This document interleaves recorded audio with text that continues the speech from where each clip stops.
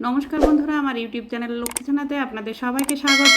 আজ আমি 2026 সালে রায় মার্টিনের প্রশ্নবিচিত্রায় দ্বিতীয় পর্যায় ক্রমিক মূল্যায়ন তৃতীয় শ্রেণীর পরিবেশ 14 নম্বর স্কুল সদরকহ হাই স্কুল সমাধান করছি। 1 নম্বর শূন্যস্থান পূরণ করো। নাম্বার ক, আদিম মানুষ পাহাড়ের গুহায় বাস করত।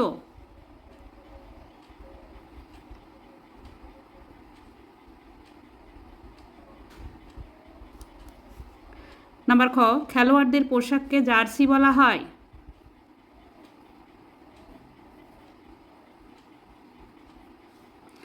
নাম্বার গ, পাকা বাড়ি তৈরি করেন রাজমিস্ত্রি।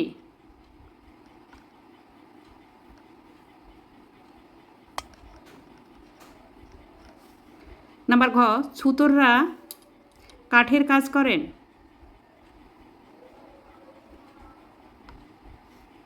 নাম্বার ঙ, গরমকালে মাটির কলসিতে জল ঠান্ডা থাকে।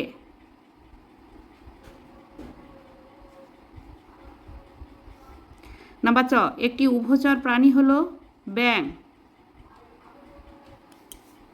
2 নম্বর সঠিক উত্তরের তলায় দাগ দাও। নাম্বার ক, খনিজ তেল পাওয়া যায় কার্পাস তুলো, মাটির নিচে, পশুর চামড়া থেকে, মাটির নিচে থেকে। নাম্বার খ, পোশাক তৈরি করেন দর্জি, মুচি, নাপিত। দর্জি। নাম্বার গ, ভেড়ার লোম থেকে তৈরি হয় পশম, সিনথেটিক উল, রেশম। পশম। নাম্বার ঘ, উইপোকাদের থাকার জায়গাকে বলে চাক, উইঢিবি, গাছের কোটর। উইঢিবি।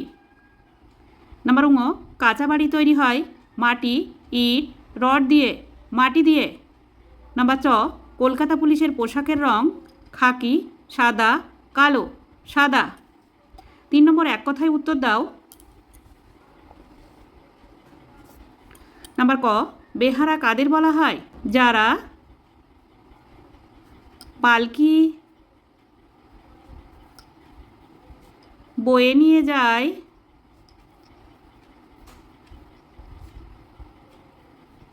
তাদের বেহারা বলে। নাম্বার খ, যিনি মাটির কলসি তৈরি করেন তাকে কি বলে? তাকে কুম্ভকার বলে।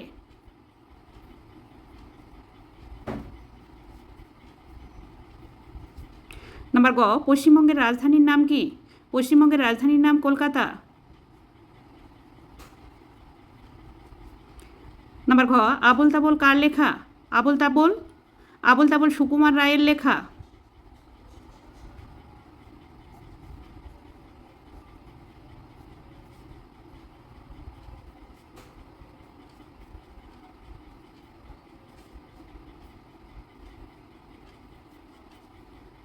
নাম্বার ঙ, সিনথেটিক সুতো কি থেকে তৈরি হয়?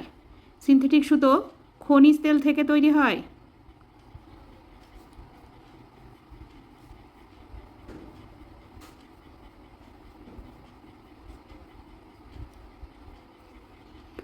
নাম্বার চ, প্রাকৃতিক তুলো কি থেকে তৈরি হয়? কার্পাস থেকে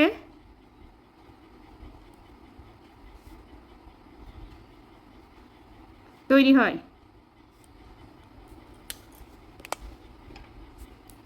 4 নম্বর বাম দিকের সঙ্গে ডান দিক মেলাও। বাম দিক, ডান দিক। নাম্বার ক, পোস্ট অফিস, ডাকঘর।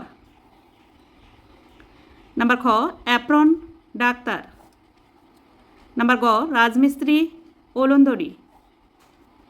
নাম্বার ঘ, লুপ্ত জীবিকা, বেহারা। নাম্বার ঙ, খেলোয়াড়, জার্সি। নাম্বার চ, ঘোড়ার গাড়ি, কোচওয়ান। 5 নম্বর সঠিক বাক্যটির পাশে সত্য ও ভুল বাক্যটির পাশে মিথ্যা শব্দটি লেখো। নাম্বার ক, খদ্দর আসলে সুতি, এটি সত্য।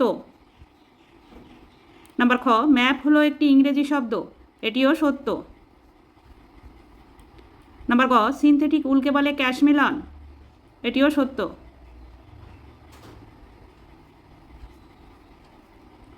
নাম্বার ঘ, কর্ণিক ব্যবহার করেন ছুতররা, এটি মিথ্যা, কর্ণিক ব্যবহার করেন রাজমিস্ত্রি।